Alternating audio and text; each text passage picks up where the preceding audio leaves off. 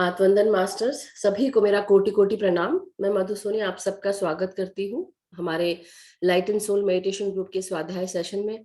और जैसा कि हम सब जानते हैं कि अभी हम आत्मा की यात्रा जिसका इंग्लिश नाम है अ सोल्स जर्नी, जिन्होंने पीटर रिचलू जी ने लिखी हुई है ये किताब, और इसका स्वाध्याय हम सब ने मिलकर किया है। आज उसका आखिरी चैप्टर है, चैप्टर 11, जो कि हमारे राजेश कंबोज जी करेंगे।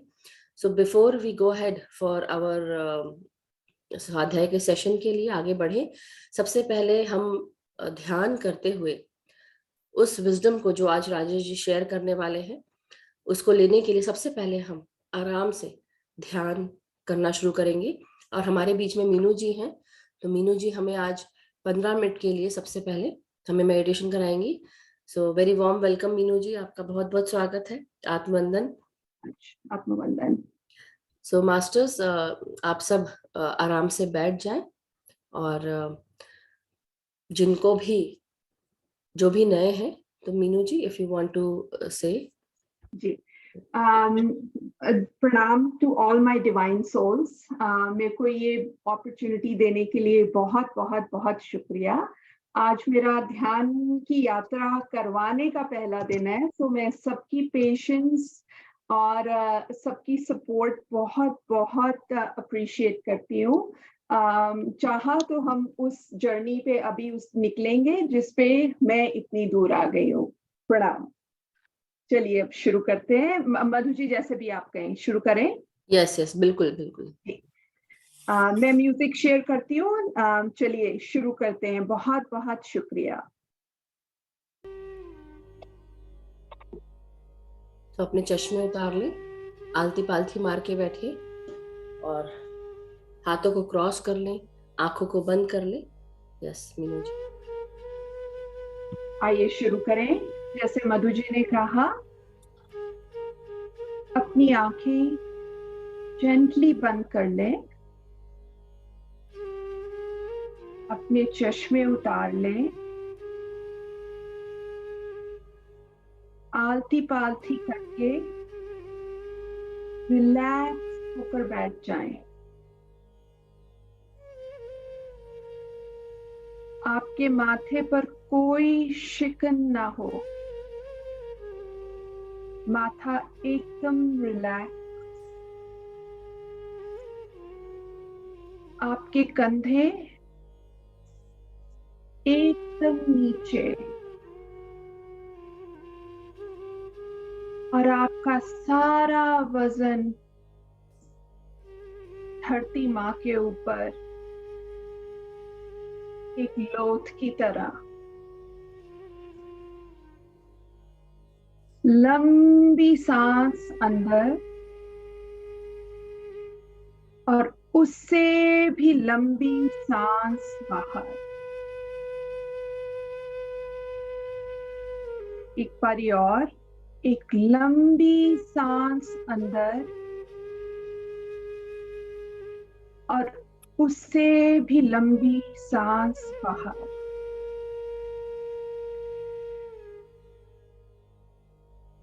हर सांस के साथ एक सफेद रोशनी को अपने अंदर जाता महसूस करें।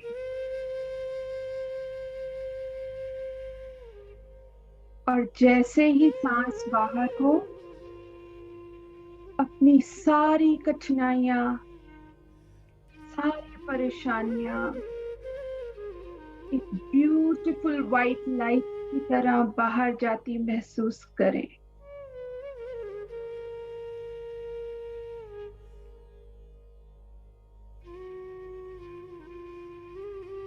अपना सारा ध्यान अपनी नासिका पर, उस जाती हुई सांस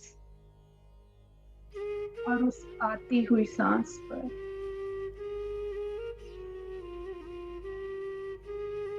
और हर आती जाती सांस से उस रोशनी पर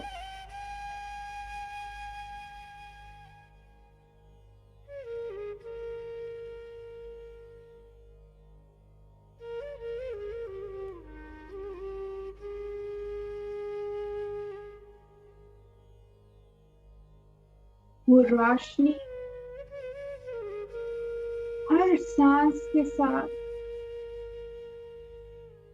आपके कण कण को भर रही है।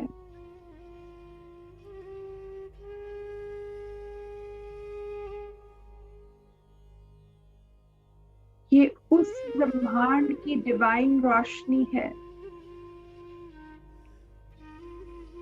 जिससे आप भी बने हैं।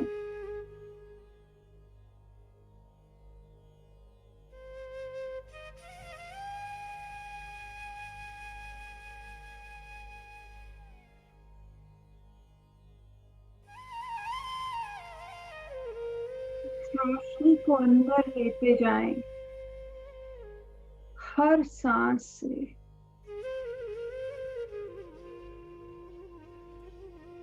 और इसमें डूबते जाएं।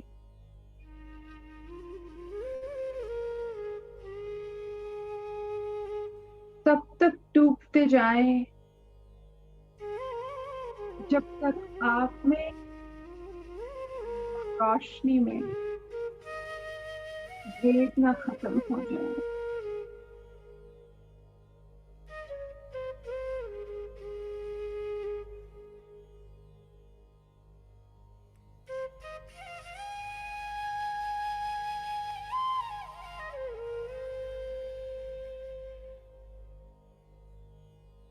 सांस अंदर, सांस बाहर। रोशनी अंदर,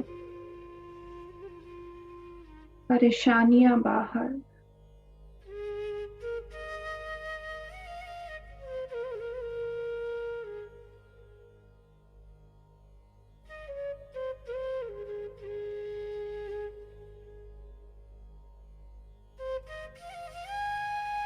आपका सर, आपका माथा, आपका पूरा चेहरा अंदर तक इस रोशनी से भरा है।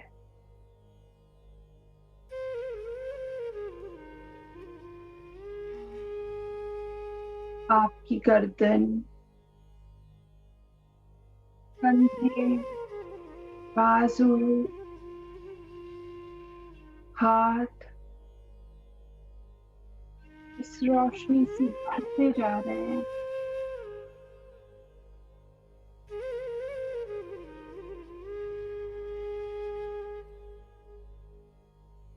आपका हृदय इस रोशनी में डोले खा रहा है।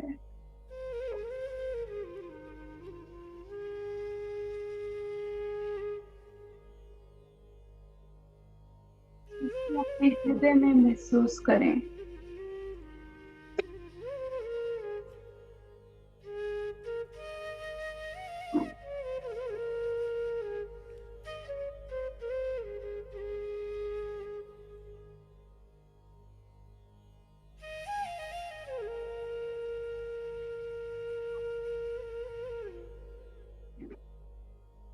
सो हम भाव, रोशनी में आप में रोशनी। इस ब्रह्मांड की वो सकारात्मक ऊर्जा जिससे आप बने हैं।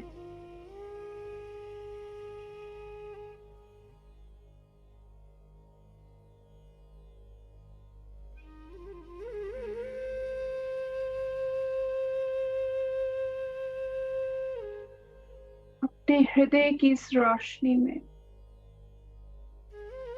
गहरे गहरे गहरे डूबते जाएं।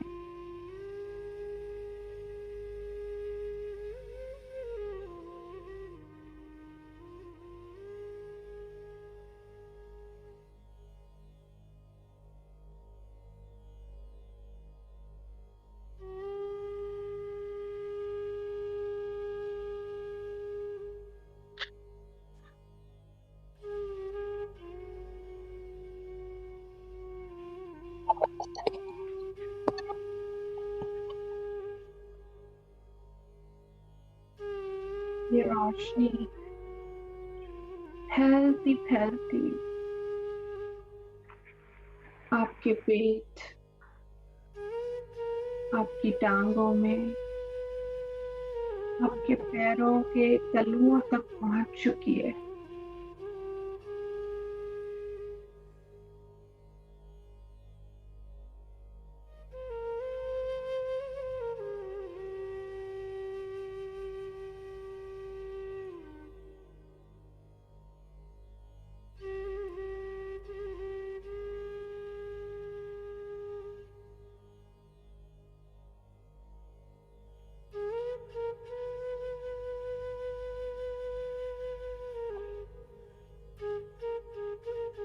ये ब्रह्मांड की ऊर्जा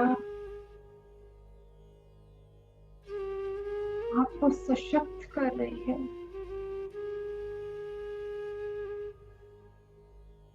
आपको हिम्मत दे रही है अपनी जिंदगी की कोई भी परेशानी, कोई भी कठिनाई का सामना करने के लिए।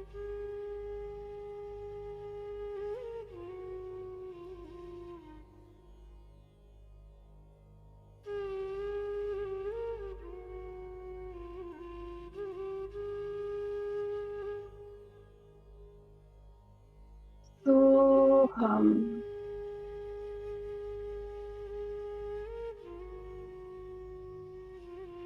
मैं ही रोशनी,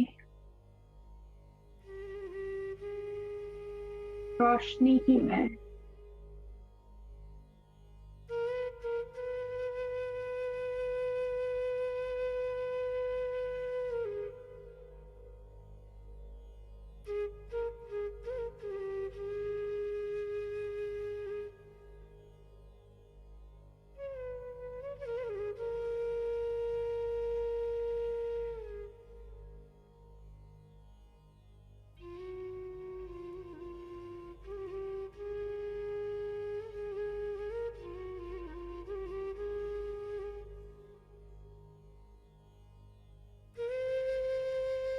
हो जाए इस रोशनी में,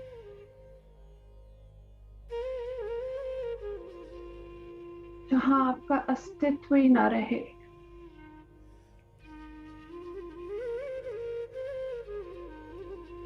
रहे तो एक एहसास,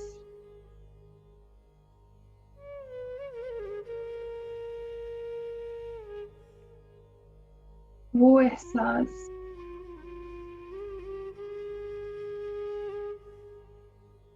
कि आप सकारात्मक हैं,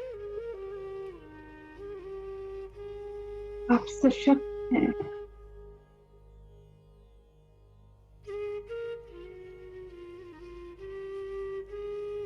आप हर शक्ति से भरपूर हैं।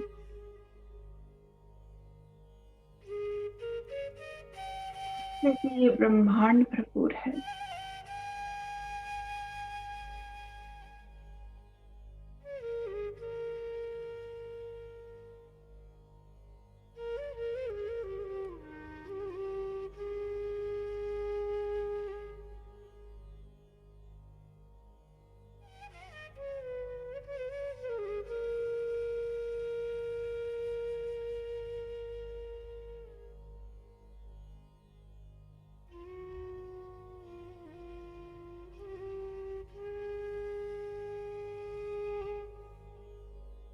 ऐसी रोशनी मेरे अंदर, मेरे बाहर, कि मैं उसमें खो गई।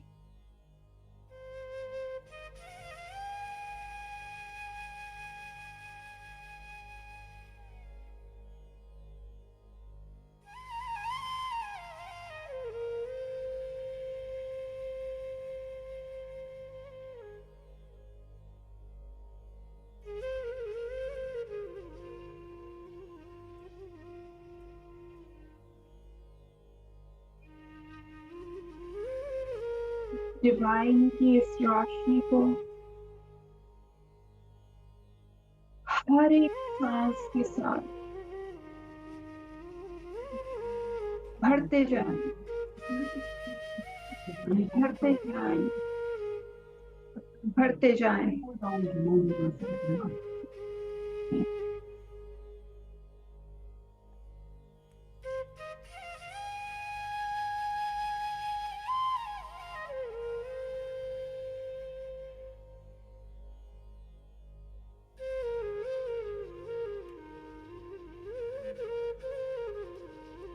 धीरे धीरे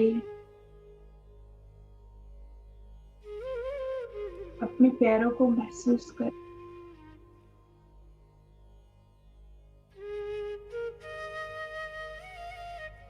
अपने घुटनों को महसूस करें,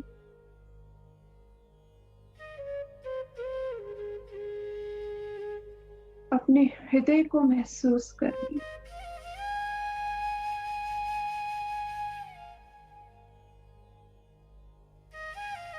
अपने हाथों को महसूस करें,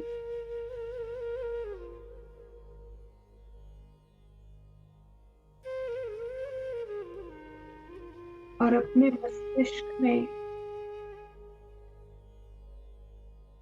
उस रोशनी का प्रतिबिंब बना लें,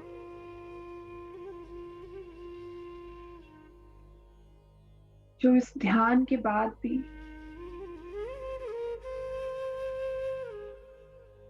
आपके साथ होगा।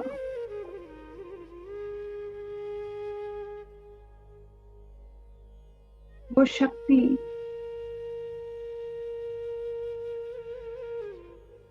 जो आपको पूरा दिन सशक्त रखेगी।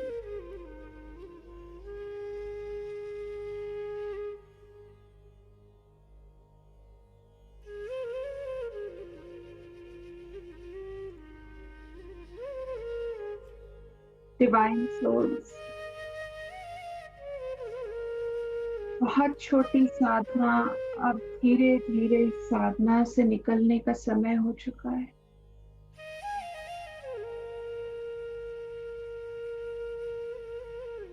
जैसे आपको आराम मिले, अपने हाथों को मलते हुए अपनी आंखों को रखें, और आंखें खोलकर भी उस रोशनी को महसूस करें जिसमें है मधु को।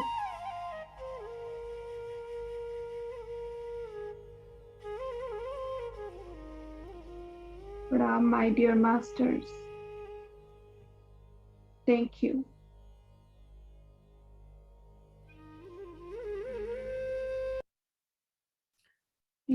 Thank you so much, Meenu ji, Meenakshi ji. It was a wonderful meditation with such a soothing music. बहुत अच्छा लगा, बहुत आनंद आया. Thank you so much. Thank you so much for giving me opportunity, masters. Thank you. So, thank you so much, Meenakshi ji. Really, it was very wonderful. Thank you.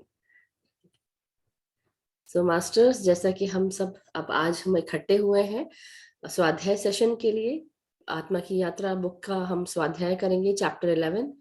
तो मैं राजेश जी को invite करती हूँ, और राजेश जी के बारे में कुछ चंद शब्द मैं आप सबको बताना चाहती हूँ कि हमारे राजेश जी दिल्ली से हैं, और कई बार जैसा कि मैं हमारे साथ हिंदी सेशंस में सर हमें गीता का पाठ हमें डेली हम सुन रहे हैं सर के मुखार बिंदु से। और साथ ही साथ ये भी बताना चाहती हूँ कि बॉम्बे में रहकर भी काफी सारे जो एक्टिंग सर एक एक्टर हैं, and he is an artist. इनको गाने का भी बहुत शौक है, वॉइस ओवर भी देते हैं, सीरीज में भी बहुत सारी सीरीज में काम कर चुके हैं, शॉर्ट फिल्म्स में भी, बड़ी फिल्म्स में भी सब काम कर चुके हैं। और ऐसा मैं कहना चाहूंगी कि he is a very good actor, very good voice है सर की, गाना भी। और अभी अभी कुछ समय पहले हमारे साथ PSM USA में इन्होंने छठ के ऊपर बहुत अच्छी कविता कही थी, जिसे छंद कहते हैं, आई बिलीव सो। और अब हमारे साथ स्वाध्याय सेशन में भी हमारी हेल्प कर रहे हैं। सो राजेश जी, आपका बहुत बहुत स्वागत है, आत्मवंदन। Thank you so much for joining us and स्वाध्याय सेशन के लिए the platform is all yours. So thank you sir.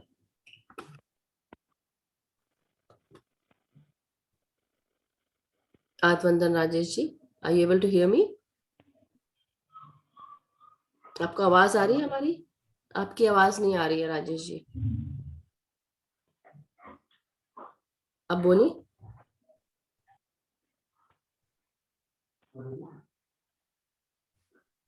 आपको आवाज आ रही है हमारी राजेश जी?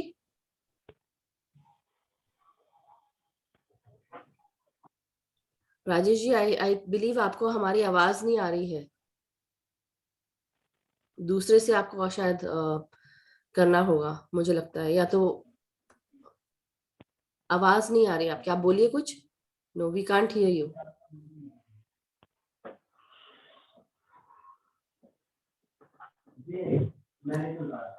हाँ, आप थोड़ा दूर से बोल रहे हैं, माइक पास में लाके रखिए।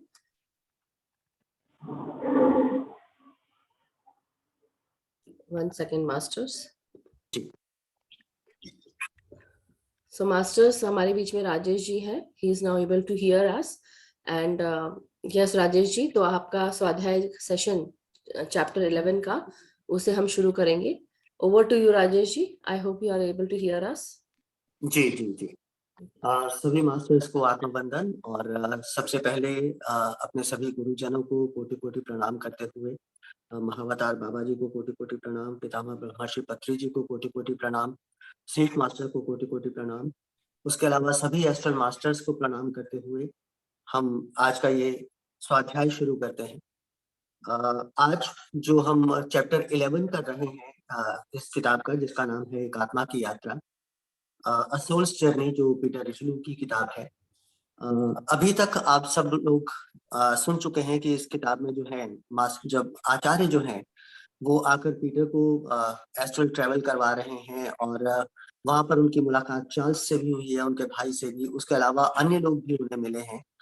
तो अब ये अध्याय 11 जो है उसमें हम आ रहे हैं। तो पीटर यहाँ पर लिखते हैं कि आचार्य रोज से 10 मिनट पहले आ गए थे।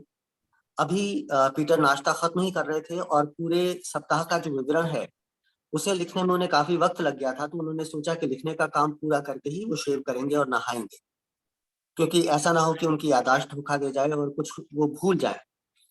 आचार्य को इस बात से कोई फर्क नहीं पड़ा कि वो पूरी तरह से तैयार नहीं थे, क्योंकि आ, उसके विपरीत उन्होंने जल्दी आ जाने के लिए पीटर से माफी मांगी, और अपनी पसंदीदा जगह पर वो जाकर बैठ गए, जो कि कारपेट था। और उन्होंने पूछा कि क्या वो पीटर के लिखे हुए विवरण को पढ़ सकते हैं। तो पीटर ने अपने टाइप किए हुए पेपर्स उन्हें दे दिए, और जिसमें कि वो सारा कुछ उन्होंने लिखा हुआ था, जो पिछले सोमवार से अब तक उन्हें हासिल हुआ था, जब वो आखिरी बार मिले थे। तो पीटर ने उन्हें पूछा कि क्या आचार्य को ये सब पढ़ने की जरूरत है, क्योंकि वो जानते थे कि आचार्य तो सब कुछ जानते हैं कि वो क्या कर रहे थे। तो आचार्य ने कहा कि हाँ, वो पीटर के कांटेक्ट में थे, लेकिन वो तभी तक हो सकता है जब तक कि पीटर उनसे शिक्षा हासिल कर रहे हैं, क्योंकि उसके अलावा मतलब उसी वक्त तक उन्हें उनके साथ मानसिक स्तर पर कांटेक्ट रखने की अनुमति है, लेकिन उसके बाद उनके मानस शरीरों का संबंध जो है वो टूट जाएगा, क्योंकि हमें किसी के भी दिल में झांकने की इजाजत नहीं होती। हम सिर्फ खास सिचुएशंस के अंदर ही ऐसा कर सकते हैं, जो कि जैसे पिछले हफ्ते कुछ सिचुएशन उनके सामने आई थी। तो हर आदमी अपने कर्मों के लिए अपने और अपने जन्मदाता के लिए जवाबदेह है। आचार्य ने उनसे कहा कि तुम जानते हो, जो वो सोचता है या जो वो करता है उसके लिए उसे या तो इनाम मिलता है या फिर दंड। तो इसलिए आचार्य उनके नोट्स पढ़ना चाहते थे, ताकि उन्हें पता लगे कि उन्हें कितना याद, और बिना रिकॉर्ड किए वो कैसे जान सकेंगे। तो आचार्य ने उनके सारे नोट्स पढ़े और कहा कि हाँ, तुम्हारी रिपोर्ट बहुत अच्छी है मंगलवार रात के बारे में, और गोल्डन सिटी की यात्रा के दौरान जो कुछ हुआ वो तुम्हें ज्यादातर याद था। हाँ, तुम एक चीज भूल गए, तुमने ये नहीं लिखा कि तुम्हारा गाइड जो है तुम्हें शहर की जो सीमावर्ती जगह है वहां पर भी ले गया था, जहां पर उसने तुम्हारा ध्यान एक ऐसी भीड़ की तरफ आकर्षित किया था जो अपने द्वारा रचित एक विचार के रूप में ईसा की बातें सुन रहे थे। और तुमने ये कहा था कि ये चीजें पहले ही न्यू टेस्टामेंट में रिकॉर्ड हो चुकी हैं।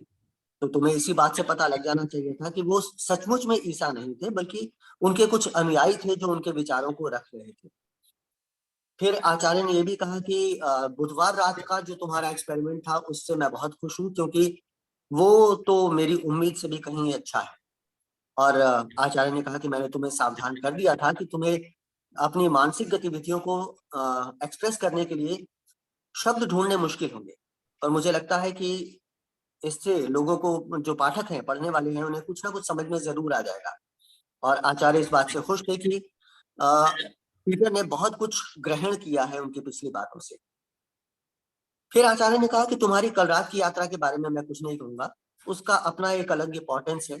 तुम जरूर समझ गए होगे कि भौतिक जगत की तरह तुम सूक्ष्म जगत में भी लोगों के रवैये को समझकर उसमें अपने आप को फिट करना तुम्हें आना चाहिए।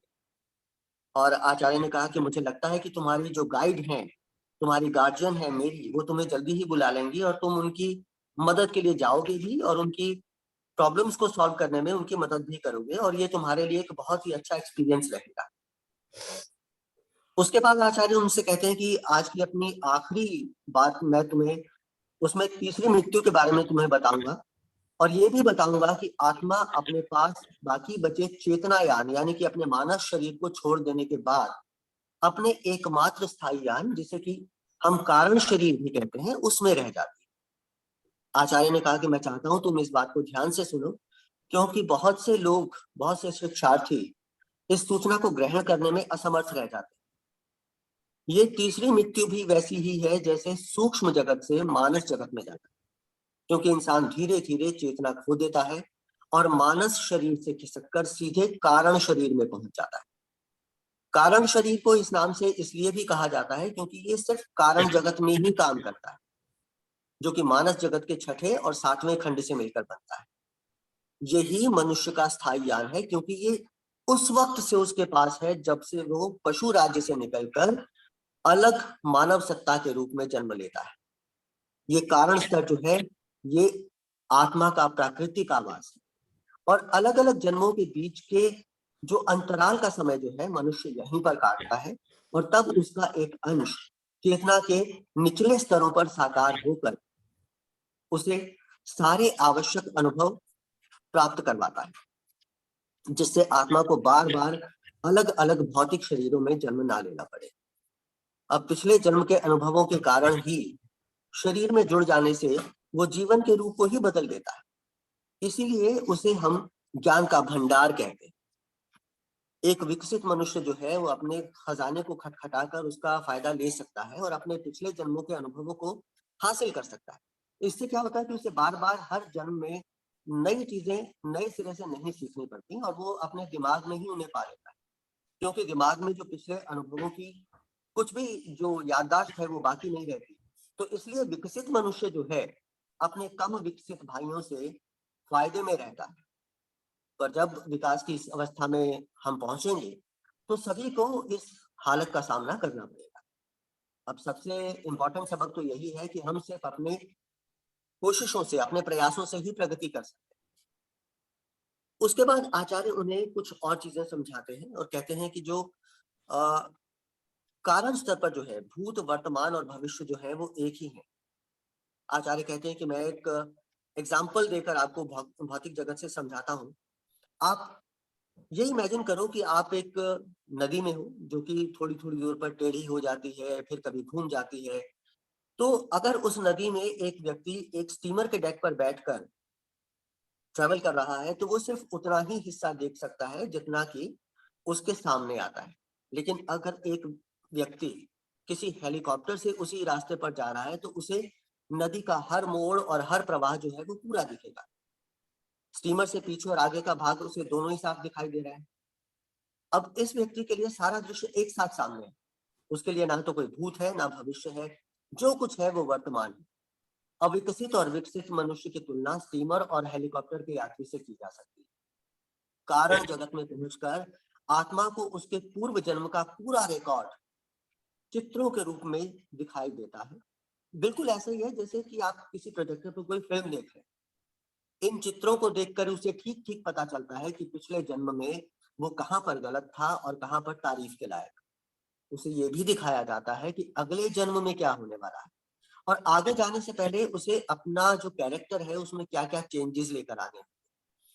अविकसित मनुष्य ये सब देखता तो है, लेकिन अपनी सीमित बुद्धि की वजह से इसके महत्व को समझ नहीं पाता, जबकि विकसित मनुष्य उसे समझता है। जो अविकसित मनुष्य है वो स्टीमर के यात्री के समान है, और जो विकसित मनुष्य है वो हेलीकॉप्टर में यात्रा कर रहे इंसान के समान। अगर किसी अगले जन्म में फिर से उसे वैसी ही समस्या पर फैसला लेना होगा तो उसकी अंतरात्मा उसे वो गलती दोहराने नहीं देगी, सचेत करेगी उसे। उसके ज्ञान का भंडार कहीं पर भी हो, उसे सावधान हो जाने का संदेश भेज देगा।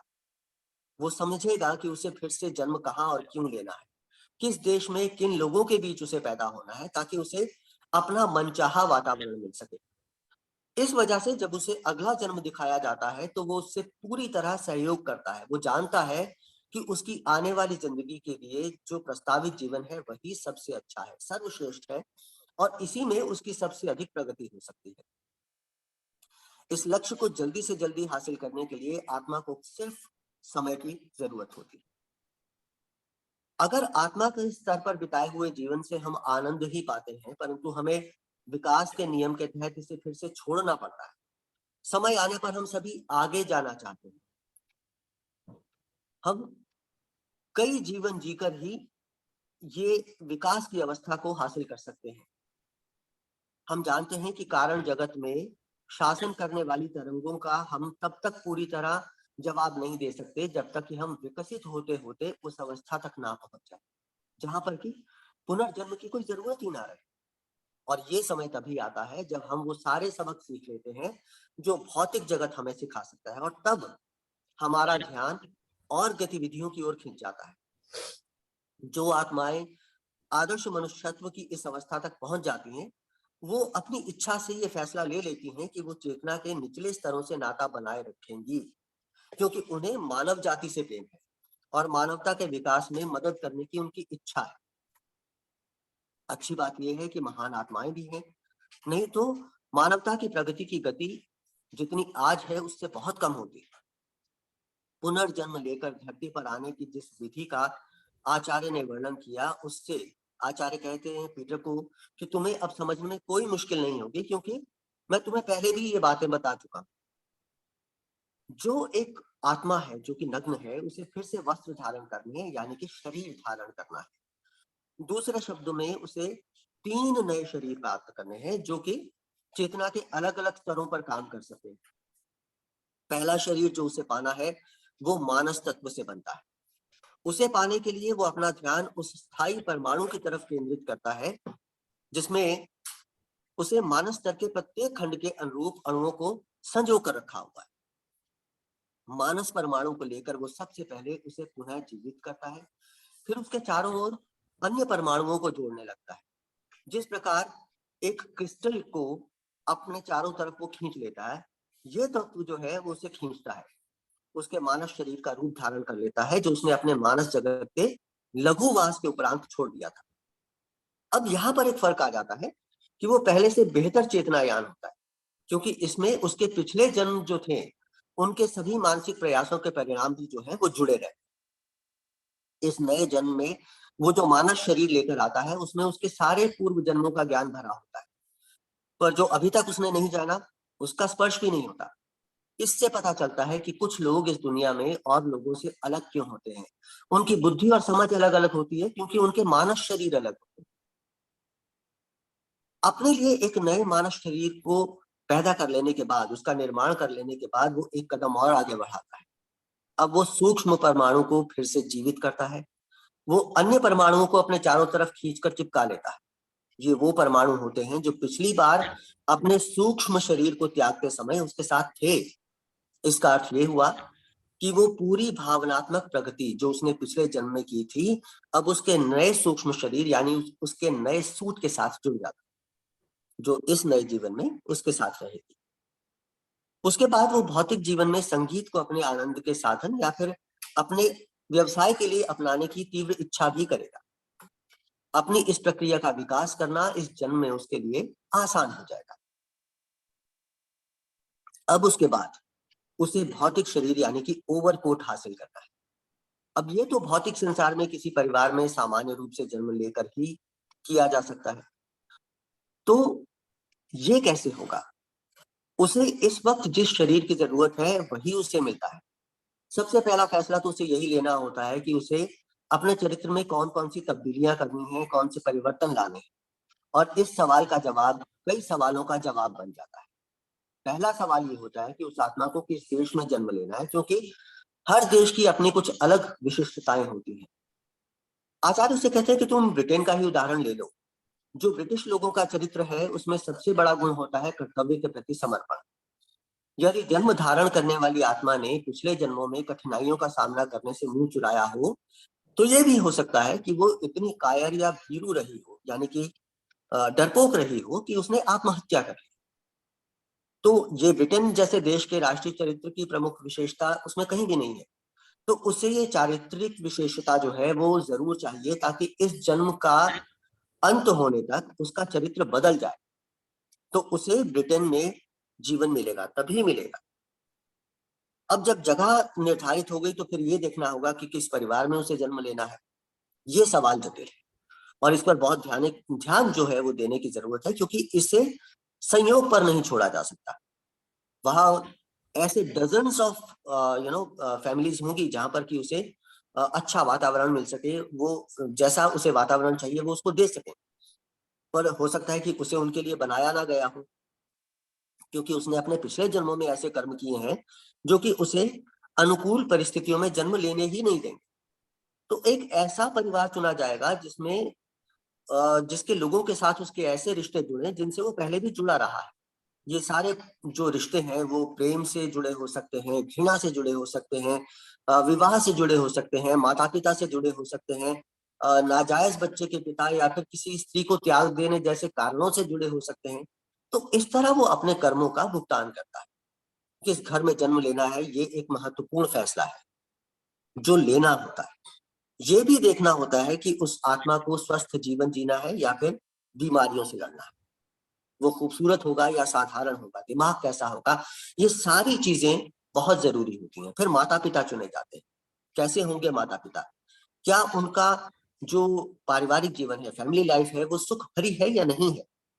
क्या उस आत्मा को ऐसी माँ मिलेगी जो बच्चे से प्यार करती है और जिंदगी में आगे बढ़ने में उसकी पूरी मदद करेगी? क्या माता पिता उसे उसके अपने गुणों को विकसित करने में सहयोग देंगे या फिर उसे उसके हाल पर छोड़ देंगे? बच्चे को पूर्व जन्म से प्राप्त संगीत प्रेम को आगे बढ़ने में सहायता करेंगे या उसे हर चीज से रोक टोक करके दुखी करेंगे? क्या माता पिता उसे धर्म के मामले में आजादी देंगे या नहीं देंगे? इन सारी बातों को ध्यान में रखते हुए एक सही मुहूर्त में बच्चे का जन्म होता है। अब आत्मा का काम है अपनी जिंदगी की मुश्किलों को पार करना और अपना जो वातावरण है उसकी जो विषमताएं हैं उनसे जूझना। आपने देखा होगा कि कई बार बहुत सारे देशों के जो टॉप लीडर्स होते हैं वो गरीब घरों में पैदा होते हैं और घर की मुश्किलों से घिरे रहते हैं और आखिर में इन पर जीत हासिल करके वो दुनिया के सामने आते हैं। जो लोग अपनी बाधाओं को जीत लेते हैं वो बाद में अनुकूल परिस्थितियों और ऊंचे आदर्श वाले परिवारों में जन्म पाते हैं जब उन्हें अगले जन्म के लिए चुना जाता है। आचार्य ने कहा कि ये टॉपिक खत्म करने से पहले मैं तुम्हें ये भी बताना चाहूंगा कि बच्चों का पालन पोषण जो है वो किस तरीके से किया जाना चाहिए, क्योंकि माँ बाप का रवैया जो है वो बच्चे को आगे बढ़ाने या नीचे गिराने में बहुत इम्पोर्टेंट भागीदारी निभाता है। बहुत कम लोग ऐसे होते हैं जो कि बच्चों की जरूरतों पर ध्यान देते हैं और इसीलिए अब ऐसे परिवारों को ढूंढना बहुत मुश्किल होता जा रहा है जो विकसित आत्माओं को उनकी यात्रा में आगे बढ़ने में उनका गाइडेंस कर सके, उनको गाइड कर सके। बच्चों को सही तरीके से पालन पोषण करना कितना जरूरी और कितना महत्वपूर्ण है, इसे समझाने के लिए आचार्य उनसे कहते हैं कि मैं तुम्हें जो है कुछ ऐसी चीजों की तरफ तुम्हारा ध्यान देना चाहूंगा जहां पर कि कुछ कालखंड आते हैं मानव के विकास में। जैसे कि 7-7 वर्षों के कुछ कालखंड यहाँ पर उन्होंने बताए हैं, जिनमें से कि हर एक में नई शक्तियों और गुणों को हासिल किया जाता है। और ये जो खंड है इनका सीधा सीधा संबंध जो है हमारी विकासात्मक गतिविधियों से होता है, जिन्हें कि हम जन्म कहते हैं। तो पहला कालखंड जो आचार्य उनको बताते हैं वो ये है कि जो हमारी अदृश्य कायाओं से कम समय में कर्म करने लगता है, यानी कि गर्भावस्था में भौतिक भ्रूण जब माँ के गर्भ में सुरक्षित रहता है, उसी प्रकार हमारा सूक्ष्म यान, वायवी सूक्ष्म और मानसिक शरीर, जिनके बारे में वो पहले बता चुके हैं पीटर को, वो कहते हैं कि ये इसमें जो है आप अपनी शारीरिक गतिविधि को तेज नहीं कर सकते और इसी तरीके से अशरीरी कायाओं के विकास को भी तेज नहीं किया जा सकता, जो कि प्रकृति में माँ के गर्भ में सुरक्षित है। इन्हें विकसित होने के लिए सही वक्त देना ही पड़ेगा ताकि बच्चे का सही विकास हो सके। इसलिए जो माँ-बाप हैं उन्हें 21 वर्ष की उम्र तक बच्चों के मार्गदर्शक और उनके गाइड और दोस्त बने रहना चाहिए, ताकि तब तक उनका जो अदृश्य शरीर जो है जब तक पूरी तरह विकसित नहीं हो जाए और वो बच्चा एक संपूर्ण और कॉन्फिडेंस से भरा हुआ वयस्क जब तक ना बन जाए, तब तक उसकी सहायता माँ-बाप को करनी चाहिए और फिर उसके बाद सब कुछ उसके ऊपर छोड़ देना चाहिए और माता-पिता को अपना नियंत्रण उस पर से खत्म कर देना चाहिए।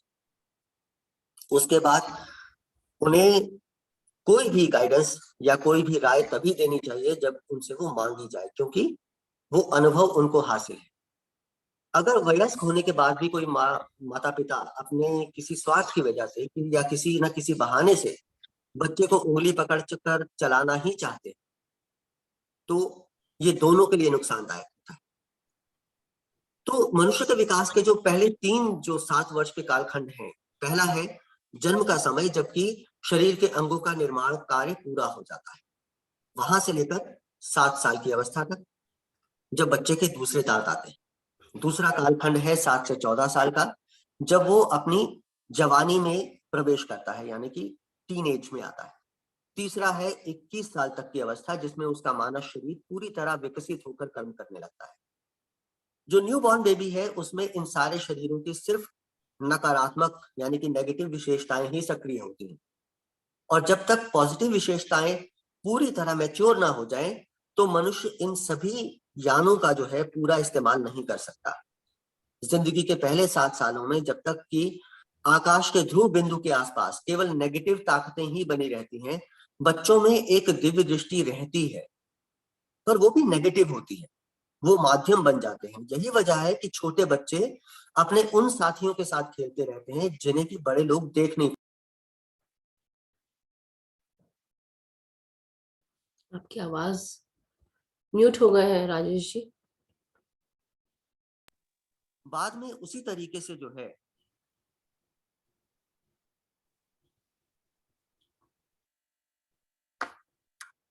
ये ताकतें जो है वो थोड़ी सी शिथिल हो जाती हैं।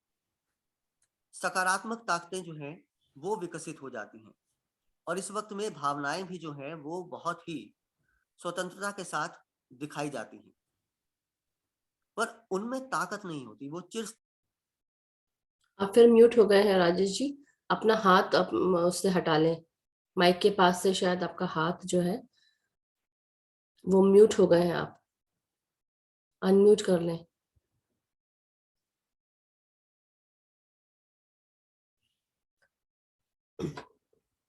सो मास्टर्स, जैसा कि अभी हम या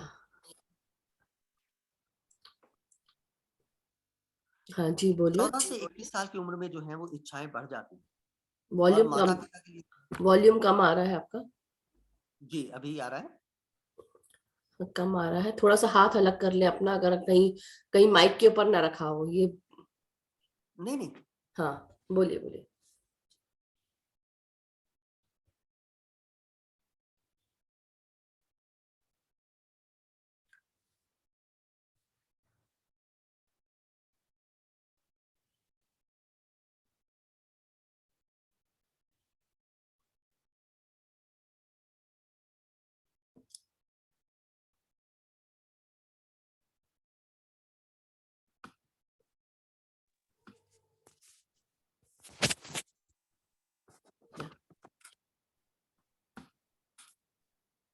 अब बोले।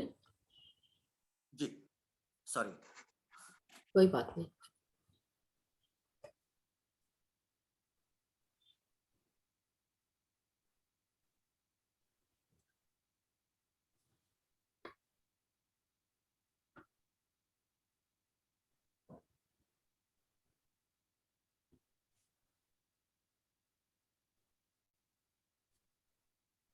Yes Rajesh continue. जी।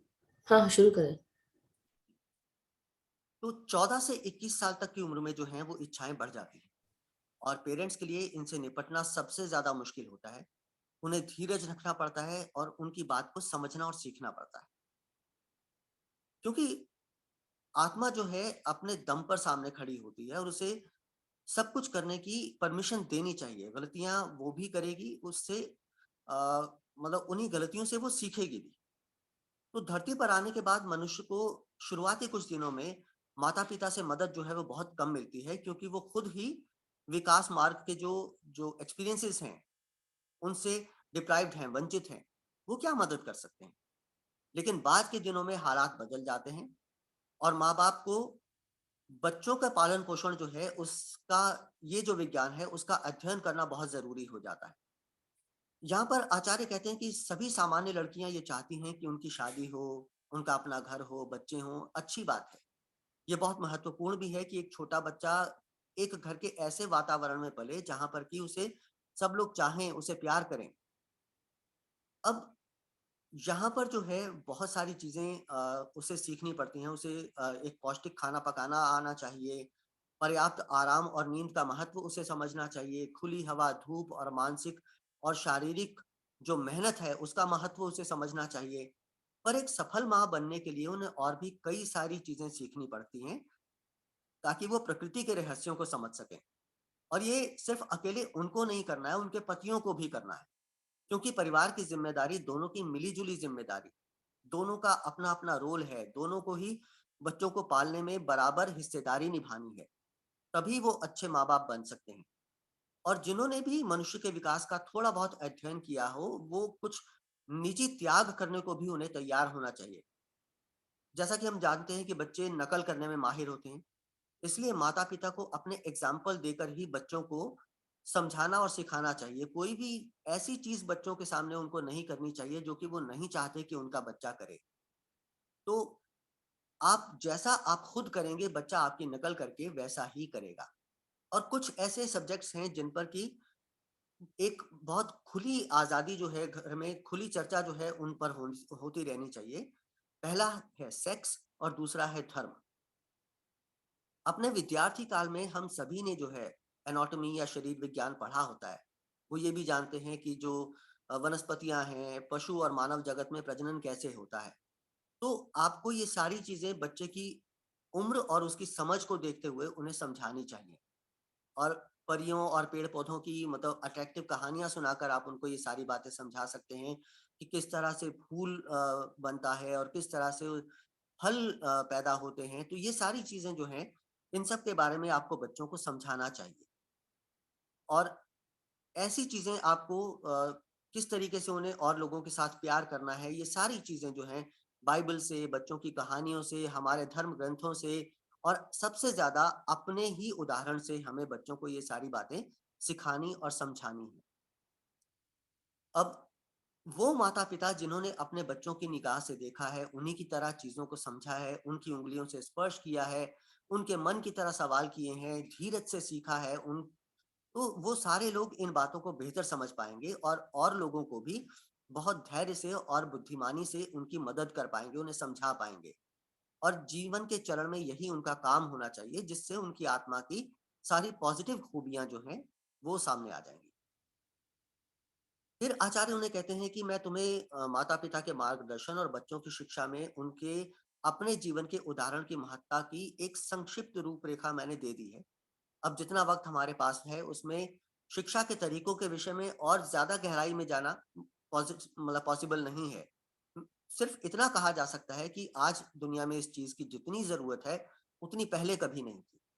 अगर पेरेंट्स अपनी ज़िम्मेदारी से मुँह चुराएँगे, वो सुखों का त्याग करने के लिए सहमत नहीं होंगे, तो घर टूटते रहेंगे। और फिर बच्चों को पालने के लिए संस्थाएँ बनानी पड़ेंगी और प्रशिक्षित लोगों की मदद से उनको पालने की व्यवस्था पर विचार करना पड़ेगा।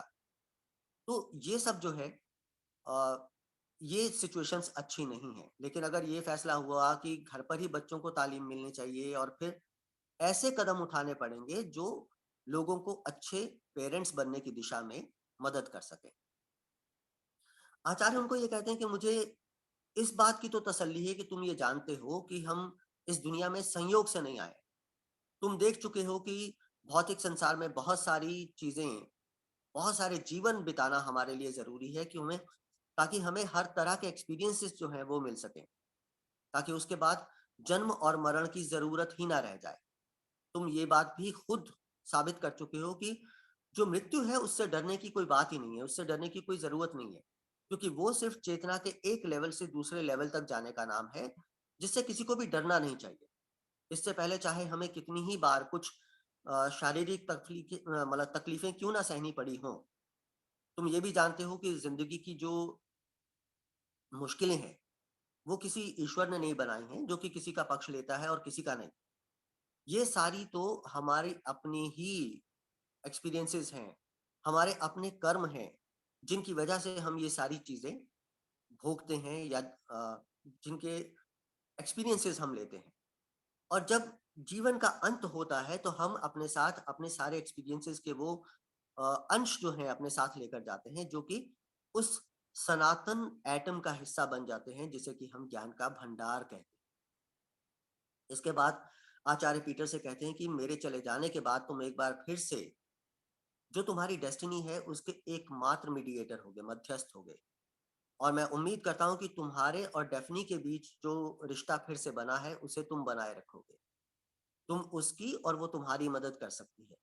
अगले किसी भी जीवन में तुम जरूर साथ मिलकर काम कर पाओगे, और तब एक दूसरे को जितना ज्यादा समझ लोगे उतनी ही ज्यादा प्रगति तुम उस वक्त कर पाओगे जब भौतिक संसार में तुम्हें साथ साथ रहने का वक्त मिलेगा। ऐसा भी पॉसिबल है कि दूसरी दुनिया में जाने से पहले तुम्हें कोई और ऐसा व्यक्ति मिल जाए जिसे तुम चाहने लगो, उससे शादी भी करना चाहो। अगर ऐसा होता है तो तुम्हें डेफनी को ये खुद ही साफ कर देना चाहिए कि तुम क्या करना चाहते हो, क्योंकि धोखा देना जो है उसके नतीजे कभी भी अच्छे नहीं मिलते हैं, उससे मुश्किलें पैदा होती हैं और जिन्हें रास्ते से हटाने में कई जन्म लगते हैं।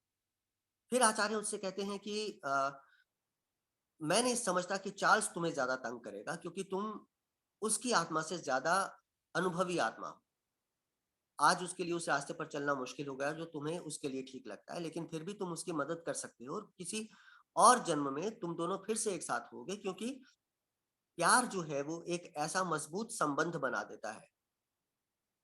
जो मेरी की जिम्मेदारी तुमने अपने ऊपर ली है उसे भूल मत जाना, क्योंकि एक तो ये लगता नहीं कि वो जिम्मेदारी निभाना तुम्हारे लिए बहुत मुश्किल होगा, लेकिन वो तुम्हें जरूर निभानी चाहिए क्योंकि तुमने खुद ये मौका जो है वो स्वीकार किया है। जो सूक्ष्म जगत का सहायक जिम जो है वो तुम्हारे लिए बहुत फायदेमंद साबित हो सकता है, और तुम उसके लिए जब भी मौका मिले उससे दोस्ती का रिश्ता जरूर बना लेना।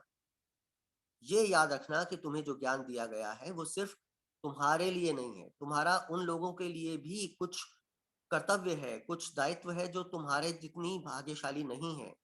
और इस बात को तुम ईमानदारी से याद रखना। सच्चा ज्ञान जो है उसको बांटना ही चाहिए, उसे सिर्फ अपने पास अपने फायदे के लिए बांध के नहीं रखना चाहिए। आचार्य ने उनसे ये भी कहा कि मैं तुम्हें ये विश्वास दिलाता हूँ कि इस ज्ञान को बांटने से तुम्हें भी खुशी मिलेगी और उन लोगों को भी तुम्हारी इस मदद से फायदा मिलेगा। तुम ये भी समझ सकोगे कि सब लोग जो हैं वो तुम्हारी मतलब तुम्हारे द्वारा दिए जाने वाले इस अमूल्य ज्ञान को नहीं लेना चाहेंगे। हो सकता है कुछ लोग उसको डिनाई भी कर दें, लेकिन तुम इसे बांटते रहना, क्योंकि हो सकता है कि कुछ लोग उस ज्ञान को मतलब लेने के लिए या उसे हासिल करने के लिए अभी तैयार नहीं है, उनका समय अभी नहीं आया। फिर आचार्य उनसे कहते हैं कि अब मैं तुमसे विदा लेना चाहूंगा, क्योंकि इसके बाद अब हम दोबारा कभी नहीं मिलेंगे, क्योंकि हम दोनों के बीच ये जो अ, नाता जो है, ये जो रिश्ता जो है पिछले कुछ हफ्तों से जुड़ा है, उसका अब नतीजा निकलना जो है वो बहुत जरूरी है। जो रिश्ता एक बार जुड़ता है वो पूरी तरह कभी नहीं टूटता।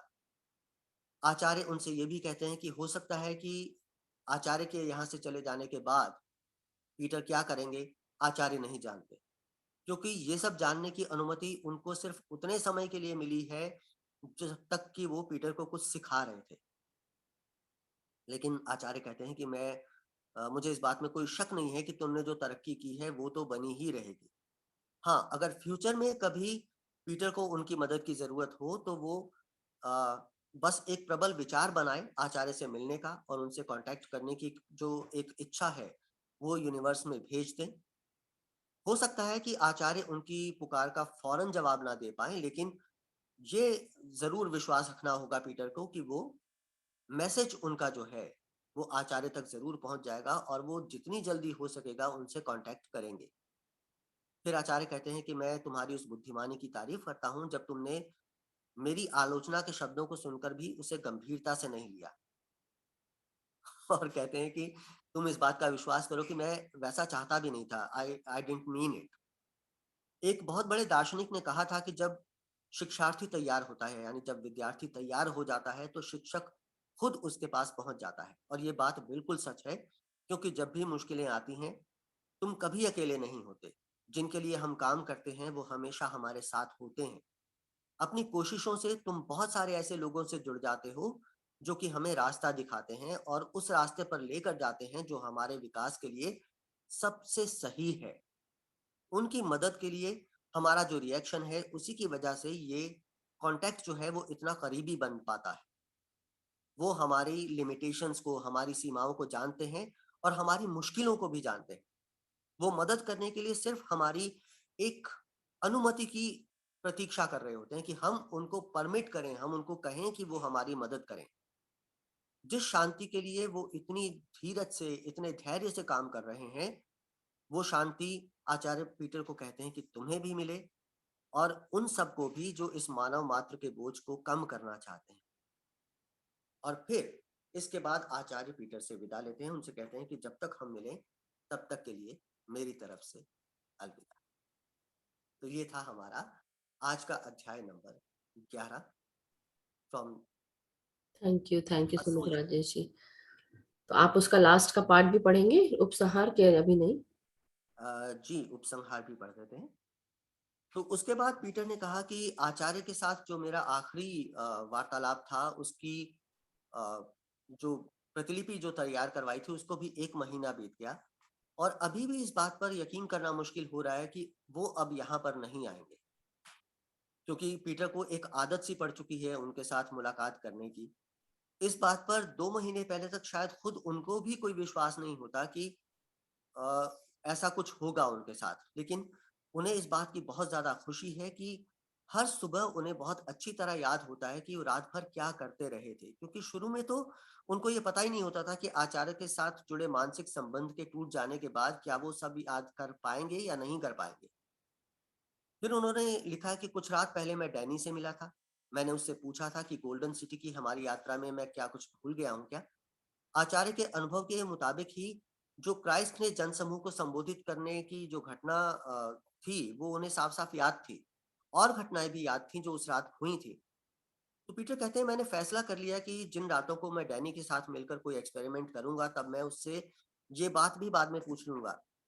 डेफिनी जहाँ पर रहती है, उस घाटी में रहने वाले और लोगों से भी पीटर ने फ्रेंडशिप कर ली है।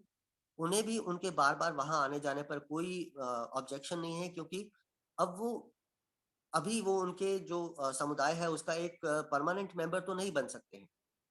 फिर पीटर लिखते हैं कि 2 रात पहले मैंने छठे खंड की यात्रा पर जाने का मूड बनाया था, क्योंकि बहुत टाइम से मेरे मन में ये इच्छा थी कि मैं झील के तट पर बैठ जाऊँ और उन नौकी जो नावें वहाँ पर बंधी हुई हैं, उनमें से किसी एक में बैठकर झील में विहार करूँ, घूमूँ वहाँ पर।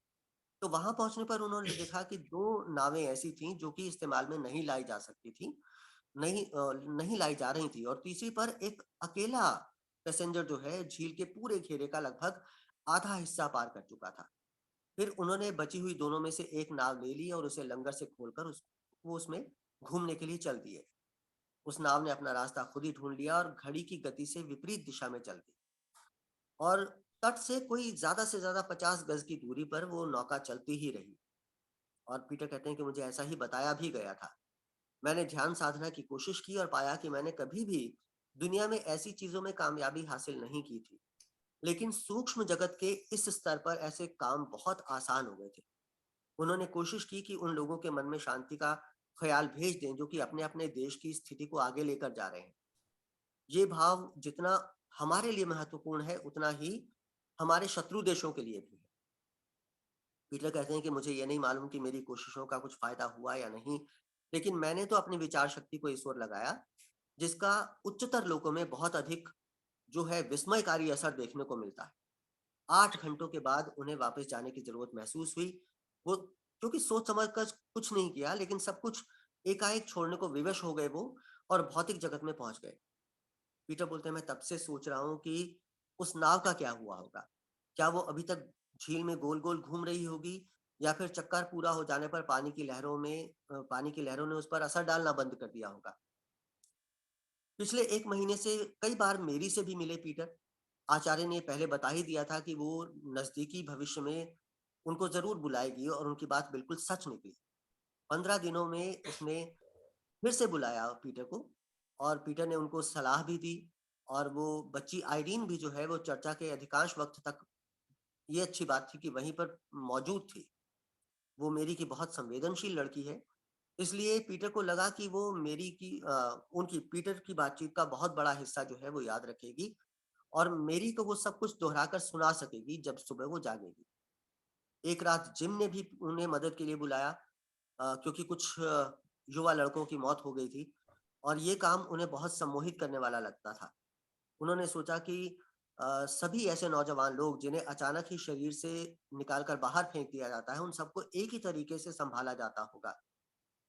पर फिर उन्हें लगा कि ये पता लगा कि हर एक केस को अलग तरीके से सँभाला जाता है। पीटर ने कहा, मैं धीरे-धीरे सीख रहा हूँ कि क्या करना चाहिए और जिम को ये बता भी दिया है कि जब भी उसके पास अ, कम सहायक हों तो वो उनको बुला ले, क्योंकि जो सहायता उन्हें मिली है उसके लिए अपनी कृतज्ञता प्रकट करने का ये भी एक तरीका है। उसके बाद से पीटर चार्ल्स से नहीं मिले, कोई और रास्ता भी नहीं है सिवाय इसके कि अगर सख्त ज़रूरत हो तो उसे संदेश भेजा जाए। पीटर कहते हैं कि मैं आशा करता हूँ कि वो सूक्ष्म जगत में अपना सामान्य जीवन जी रहा होगा, खुश होगा। वक़्त बीतने पर जब भी उसे ज़रूरत होगी, तो वो पीटर जो है उसकी मदद करने को तैयार रहेंगे।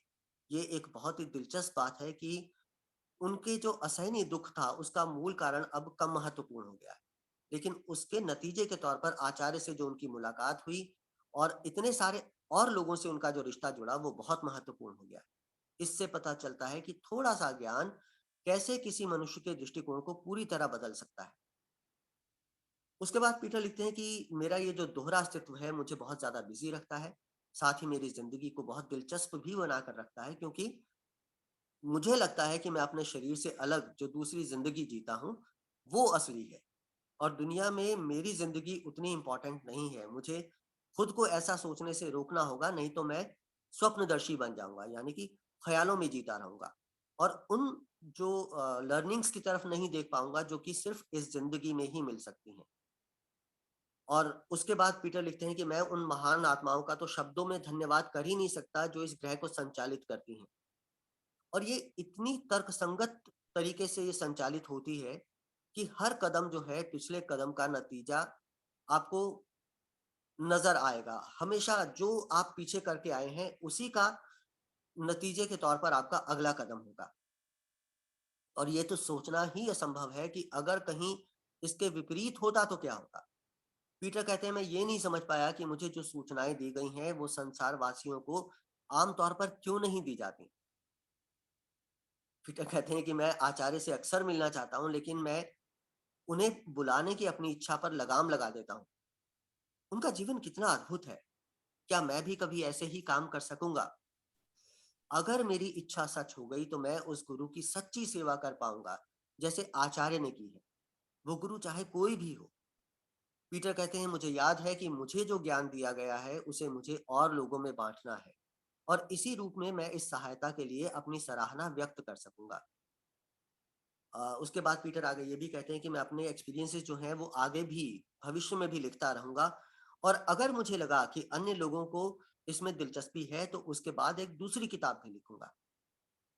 पिछले कुछ हफ्तों में जितनी भी विस्मयकारी घटनाएँ उनके साथ घटी पीटर के साथ, उन्हें लिखने का जो उनका काम था वो पूरा हो गया है। पीटर कहते हैं मैं नहीं जानता कि पाठक इन घटनाओं को सच मानेंगे या नहीं, लेकिन ये सोचना मेरा काम नहीं है। मैं समझता हूँ कि सिर्फ उन्हें लिख देने मात्र से मेरा काम जो था वो पूरा हो गया। मैं मानता हूँ कि जो भी इस बारे में ध्यान से सुनेंगे, वो इससे लाभ ही हासिल बहुत बहुत धन्यवाद राजेश जी। बहुत ही सुंदरता से आज हम सब ने चैप्टर 11 का स्वाध्याय आपके द्वारा सुना। सो बहुत बहुत धन्यवाद। और इसी के साथ मास्टर्स हमारा जो स्वाध्याय है चैप्टर 11 का वो समाप्त होता है।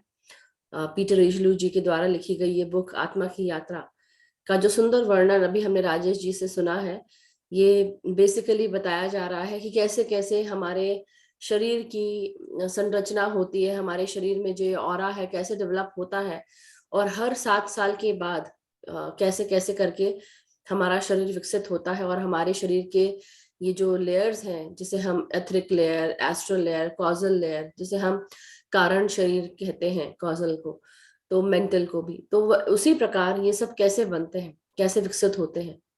तो काफी हद तक जब हम अपने बच्चों की देख रेख करते हैं 21 साल तक, तो बहुत जरूरी होती है, क्योंकि बच्चों में कई बार नकारात्मक विशेषता ही डेवलप होती है, धीरे धीरे ही वो अच्छी विशेषताएं डेवलप होती है।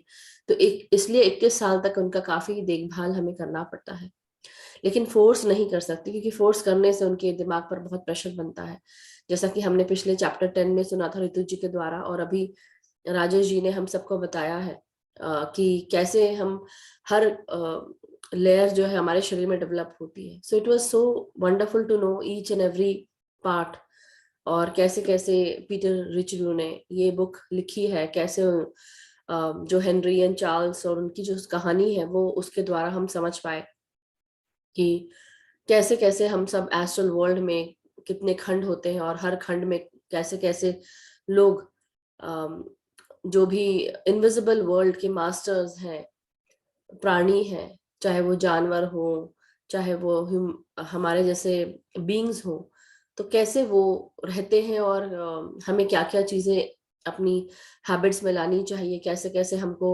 नई नई चीजें सीखनी चाहिए, हमें कैसे अपने आप को विकसित करना चाहिए। बहुत सारी चीजें हमने इस बुक के द्वारा सीखी, तो बहुत ही मजा आया ये बुक को पढ़कर, जानकर। और कृपाल जी का भी बहुत बहुत धन्यवाद, साथ ही साथ जितने भी मास्टर्स हैं, अमिता जी, ऋतु जी और सुनीता जी, मैं खुद मैंने भी किया, राजेश जी ने किया। सो सभी का बहुत बहुत धन्यवाद कि सबने अपना इसमें श्रेय दिया है इस बुक को फिनिश करने में। So lots and lots of gratitude to each and everyone, and thank you masters कि आप सब आज जुड़े और आप सब ने हम सबको मदद की ये इस बुक का स्वाध्याय फिनिश करने में। राजेश जी का भी बहुत बहुत धन्यवाद। सो मास्टर्स, अगर किसी का कोई प्रश्न है या कोई ऐसी चीज है जो आप शेयर करना चाहते हैं जब आप इस बुक के स्वाध्याय के साथ जुड़े रहे, तो आप लोग प्लीज हैंड रेज करें, अपना क्वेश्चंस पूछ सकते हैं अगर किसी का कोई भी प्रश्न हो तो।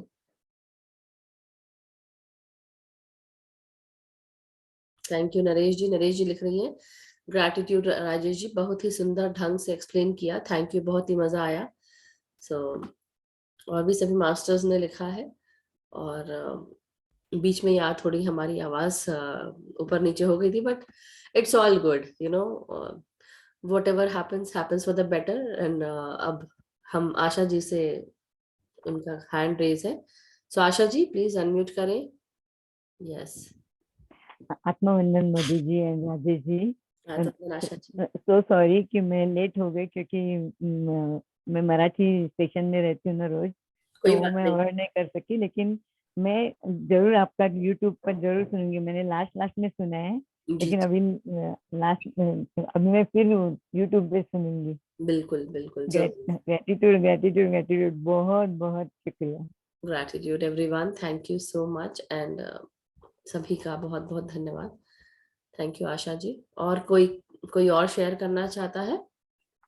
सोनल जी, अमन जी, आरती जी या गायत्री जी, जो जिन्होंने भी पहले से सुना हो, या अनम्यूट कर सकते हैं आप। Sonal ji, if you would like to share.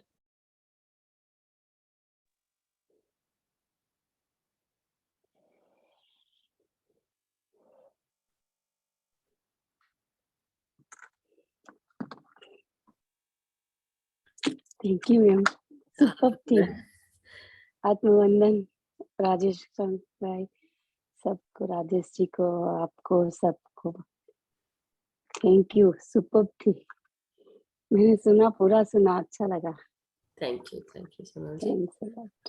धन्यवाद राजेश जी का, उन्होंने इतनी सुंदरता से आज धन्यवाद। हम सबको इसका स्वाध्याय किया। थैंक यू, इतना ही बोलना था।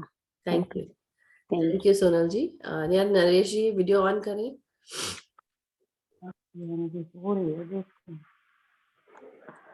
हाँ जी, हाँ जी, नमस्ते मैम। नमस्ते, गुड मॉर्निंग। Good morning. आत्म वंदन राजेश जी को भी, आपको भी, और ध्यान करवाने वाली मैडम को भी, और सभी मास्टर्स को। Yes. बहुत अच्छा लगा आज मुझे, मैंने पहली बार सुना इतने ध्यान से। और वैसे तो राजेश जी इतनी अच्छी गीता का पाठ करते हैं ना, मेरी इतनी इच्छा थी, मतलब उसी दिन शाम से आपने शुरू किया जिस दिन मैंने सोचा था कि मैं अभी गीता के पाठ में ज्वाइन करूंगी कहीं, उसी दिन आपने बोला कि हम गीता का अध्ययन करेंगे। Wonderful. एक पाठ रोज। हाँ जी, हाँ। बहुत अच्छा लगा। आज आगे से मैं सुना करूंगी, लेकिन वो स्वाध्याय वाली सीरीज है ना, उसका टाइम जो है ना, वो मेरा योगा वाली क्लास से क्लैश करता है। आगे सारी वो चीजें सेटल, हाँ, ये तो थोड़ा सा ये हो गया है, आगे पीछे हो रहा था, मगर अब आने वाले समय में हम एक प्रॉपर शेड्यूल के साथ इसको डालेंगे, तो नए साल से नई चीजें शुरू होंगी। Will definitely keep everyone updated, और वो आपको मिलेगी प्लेलिस्ट पे। मैं भी एक कोई किताब बता दीजिए आसान सी, मैं उसको पहले खरीद के पढ़ूंगी, फिर मैं भी किसी बिल्कुल दिन कर बिल्कुल सकूंगी। बिल्कुल बिल्कुल जरूर नरेश जी, मैं हम जो भी मास्टर्स स्वाध्याय करना चाहते हैं, please contact me and I will definitely create that. ऐसा कुछ हम करेंगे जहाँ पे हम उस चीज को आगे लेके जाए। ठीक है, तो thank you so much Naresh ji, thank you सुनने के लिए। Thank you. Yes, Aman ji. Yes, Aman ji. Rajesh जी।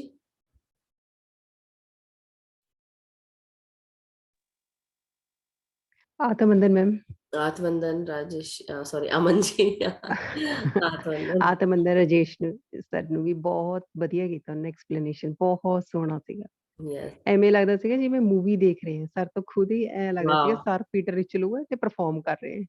ਬਹੁਤ ਵਧੀਆ ਸੀਗਾ। Wonderful Aman ji, thank you so much. Yes, it was that beautiful कि वो हम उस चीज को हम ऐसा लग रहा था कि जैसे कोई पिक्चर जैसे चल रही हो, बता रहे हो। यस, दैट हैपेंस, ये चीज होती है जब हम एक बहुत सुंदर कहानी सुनते हैं। यस, आप बोले। ਸਹੀ ਗੱਲ। ਮੈਮ ਮੈਂ ਸੌਰੀ ਕਹਿਣਾ ਸੀਗਾ, ਰਾਤ ਮੈਂ ਮੈਡੀਟੇਸ਼ਨ ਨਹੀਂ ਕਰ ਸਕੀ, ਮੈਨੂੰ ਨਾ ਠੰਡ ਲੱਗ ਗਈ ਤੇ नो, ਇਸ कोई ਕਰਕੇ ਮੇਰੇ ਤੋਂ ਬੈਠਿਆ ਨਹੀਂ ਗਿਆ। ਹਾਂਜੀ, हाँ, ਤੇ ਮੈਂ ਮੈਡੀਸਿਨ ਵੀ ਲੈ ਲਈ, ਇਹਦੇ ਲਈ ਵੀ ਸੌਰੀ। कोई बात बड़ी नहीं, पेन अभी ਚ हम ਸੀਗੀ ਮੈਂ। स्वाध्याय की बात करेंगे हम लोग। तो ਓਕੇ। कोई बात नहीं, ਹਾਂਜੀ, थैंक यू ਸਵਾਦੇ सो ਤਾਂ मच। ਬਹੁਤ ਅੱਛੇ ਸੀ। हाँ, ਹਾਂਜੀ सो मैम किन्ने चैप्टर रह गए बुक दे? ये 11 चैप्टर्स थे और ये लास्ट चैप्टर था आज, और आज ये फिनिश हो गया है। बट आने वाले समय में हम जैसा कि और भी दूसरे बुक्स हैं जो हम जिनका स्वाध्याय करना है, तो उसमें और भी मास्टर्स की जरूरत पड़ेगी। उसको अच्छे से देख के शुरू फिर से करेंगे नए साल से। तो सब लोग अभी आज जो हमने आज फिनिश किया है चैप्टर 11 आत्मा की यात्रा, तो सबको श्रेय वंडरफुल। जाता है। कृपाल जी को बहुत सारा श्रेय कि उन्होंने इस बुक की शुरुआत की, और सभी ने मिलकर स्वाध्याय किया, और राजेश जी ने उसको आज फिनिश किया, so thanks to him as well. Ma'am धमाकेदार एंडिंग की थी जिस तरह कहते हैं ना बम्प वो यस, एंडिंग की थी इस तरह की। बेसिकली आई बिलीव ऐसी बुक है ना राजेश जी? आप अगर आप कुछ चंद शब्द बताएं, कैसा लगा आपको जब आपने 11वां चैप्टर का स्वाध्याय किया? अनम्यूट करें, अनम्यूट कर ले। जी, मुझे बहुत बहुत अच्छा लगा, क्योंकि पहले ही जो मैंने जब इसको पढ़ना शुरू किया तो मुझे बहुत इसमें इंटरेस्ट एकदम से आना शुरू हुआ, क्योंकि बहुत रोचक तरीके से पीटर जी ने इस किताब को लिखा है, और जिन्होंने अनुवाद किया है उन्होंने भी बहुत बहुत मेहनत से इसका अनुवाद किया है। तो lot of gratitude to her as well. Ma'am ने जो जिस तरीके से इसको ट्रांसलेट किया है वो बहुत ही अच्छा है। तो जब मैं इस किताब को पढ़ना मैंने शुरू किया तो मुझे वाकई बहुत अच्छा लगा। और फिर जब मैं जैसे मैं आपके साथ डिस्कस भी कर रहा था कि हम अगर इसका जिस्ट निकालेंगे तो शायद मैं उसके साथ उस तरीके से न्याय नहीं कर पाता। तो मुझे यही लगा कि मुझे इसी तरीके से इसको देना चाहिए, क्योंकि जैसा ये चैप्टर ऐसा था कि इसमें पूरा जो है अभी तक की जो उनकी पूरी यात्रा है उसका पूरा सार था, और आचार्य उनको वो सारी चीजें उस हिसाब से समझा रहे थे। तो मुझे लगा कि इसको इसी तरीके से ही देना ज्यादा अच्छा रहेगा, तभी हम सब इसे मतलब उसके साथ उस तरीके से कनेक्ट हो पाएंगे और उसके साथ उस तरीके से समझ सकेंगे उसको। बिल्कुल बिल्कुल, तो करेक्ट। अगर और काट करने की कोशिश करता तो मुझे लगता है कि मैं मतलब बहुत नाइंसाफी करता है इस सब्जेक्ट के साथ। तो मुझे ये लगा कि इसको इसी तरीके से देना चाहिए हमें। और वही हाल हमें चैप्टर 10 का भी, जब मैंने स्वाध्याय किया तो मुझे भी यही महसूस हुआ कि ये क्वेश्चंस हैं सारे जो मुझे उस चैप्टर 10 में बोले गए थे। तो 10 क्वेश्चंस थे और 10 क्वेश्चन के आंसर्स। तो अगर हम देखें कि टेस्ट पेपर्स अगर आते हैं, हम अगर कभी किसी टेस्ट को जब हम दे रहे होते हैं तो क्या होता है, जब क्वेश्चंस हमें मिल रहे होते हैं तो हमें आंसर पूरे देने होते हैं, तभी हमको उसके आंसर के मार्क्स मिलते हैं। तो उस दिन तो मैंने मास्टर्स की हेल्प देखी, ऋतु जी को भी कहना था, मगर क्वेश्चन के आंसर्स जो है बकायदा मास्टर्स ने जरा सा भी, you have to give the answers, पूरे आंसर्स होने चाहिए तभी वो आपको पास करेंगे। So Madhu ji, you have to put it.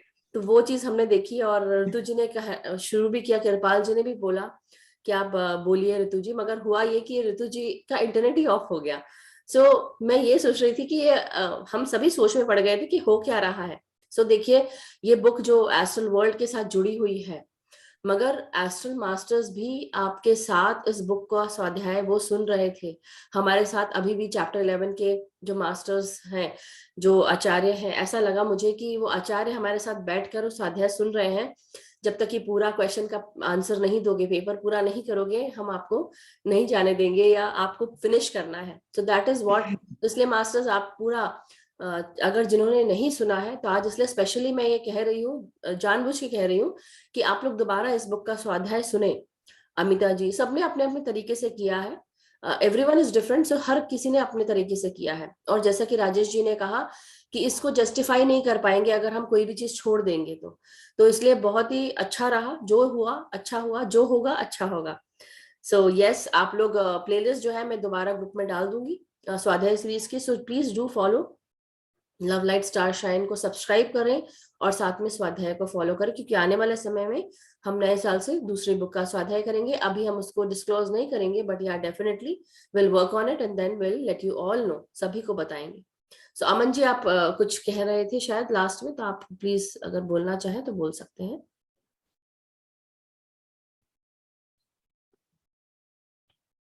I believe वो चले गए हैं लगता। So but thank you masters, thank you so much, आप सभी का बहुत बहुत धन्यवाद। मीनू जी का बहुत बहुत धन्यवाद कि मीनू जी ने आज हमें एक बहुत ही सुंदर मेडिटेशन करवाया, और शुरू के 15 मिनट्स ही सही, लेकिन बहुत ही सुंदर म्यूजिक और बहुत ही सुंदर उन्होंने हम सबको ध्यान के साथ जोड़ा। तो आज राजेश जी का भी डेब्यू और मीनू जी का भी debut, thank you so much. Unmute करें राजेश जी, आपकी आवाज नहीं आ रही है। जी, मैं कह रहा हूँ कि मैं भी एग्जैक्टली मीनू जी को बहुत बहुत धन्यवाद करना चाहता हूँ। मीनू जी ने बहुत अच्छा ध्यान आज करवाया, और जैसा वो कह रही थी कि आज उनका डेब्यू है, कहीं से नहीं लगा कि वो डेब्यू कर रही हैं। आज एकदम एक्सपीरियंस्ड मास्टर के तौर पर उन्होंने ध्यान ये जो है करवाया, और बहुत डीप और बहुत इंटेंस मेडिटेशन था। बहुत अच्छा रहा Meenu ji, lots of compliments to you. Thank you. Thank you so much, Rajesh ji. My pleasure. I'm sorry I'm driving, but gratitude and my pleasure. Thank you. Thank you so much Meenu ji. So आपने बहुत सुंदर ध्यान हम सबको कराया, बहुत मजा आया। कल फिर मिलेंगे। So thank you. She is driving, so not to disturb her more, but thank you. So masters, आप सभी का बहुत बहुत धन्यवाद कि आज आप सब जुड़े और हमने इस बुक का स्वाध्याय हम फिनिश कर पाए। सो थैंक यू सो मच। और अब हम इंडिया की शाम पर हम ध्यान के साथ जुड़ेंगे, और जब हम नया स्वाध्याय करेंगे तो आप सबको दोबारा अपडेट कर दिया जाएगा। और जो भी स्वाध्याय करना चाहते हैं प्लीज मुझे कांटेक्ट करें, तो हम नए बुक के साथ आगे बढ़ेंगे। Thank you so much. और सभी स्टे ब्लेस्ड, सभी का मंगल हो, सभी सुख शांति से रहें, खुश रहें और बुक का स्वाध्याय करते रहें। कई बार हम जब बुक का स्वाध्याय करते हैं, बुक पढ़ते हैं, उससे भी हमारी चेतना का और ज्ञान का विस्तार होता है। और अपना ज्ञान दूसरों के साथ साझा करें, जिससे कि हमें और ज्ञान हम डाउनलोड कर सकें। सो thank you so much, love you all, have a wonderful day, wonderful weekend, evening, enjoy your day, enjoy your night, relax, bye.